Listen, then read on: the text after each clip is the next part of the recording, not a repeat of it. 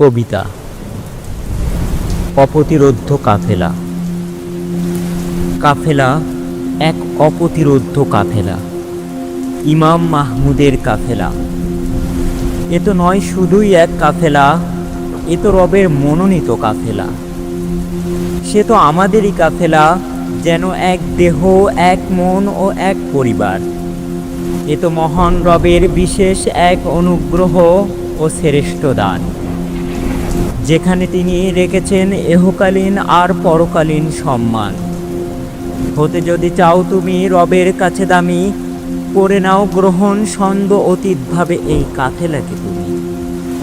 সকল প্রতিরোধ বাধা করে অতিক্রম এগিয়ে চলে আমাদের এই কাফেলা অবিরম। তগুদের চোখরাঙ্গানি, বুলেটের ঝনঝনানি, তাদের দেখানো ভয় ভীতি, জুলুম ও নির্যাতনে থেমে থাকে নিয়ে কাফেলার কোনো কর্মনীতি। এ তো অপ্রতিরোধ্য কাফেলা, ইমাম মাহমুদের কাফেলা। তারা রেখেছে আটকে আমাদের দেহ এই কারাগারে, পারেনি রাখতে আটকে আমাদের আদর্শ তারা সর্বশক্তি দিয়ে। পারেনি রুখতে পথ চলার গতি মোদের এই কাফেলার।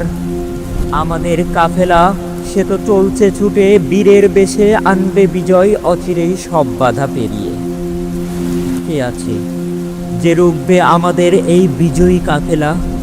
এ তো বিশ্ব প্রতিপালকের নির্ধারিত এই সময়ের এক নুসরা। দিবানিশি একাকার করে এ কাফেলা দিয়েছে হাজারো বন্ধুর পথ পাড়ি।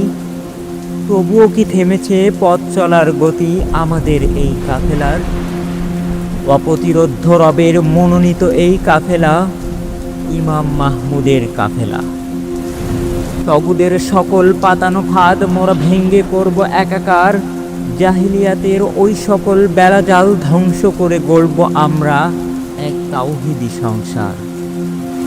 জুলুম নামের ওই বেইনসাফকে আর করতে দিব না আমরা এই সমাজে বিস্তার। মিজান নামের ওই ইনসাফকে তাই করব প্রতিষ্ঠিত যদি জীবনও যায়। কোরআনকে করব এবার সংবিধান, ছুঁড়ে ফেলে সকল তগুদি বিধান। হারানো হাদিদ হাতে তুলে আবার করব জয় এই বিশ্বকে তাই। পারবে না দমাতে তবু রবের এই মনোনীত কাফেলাকে কবু। রবের সাহায্যে অপ্রতিরোধ্য আমাদের কাফেলা, ইমাম মাহমুদের কাফেলা।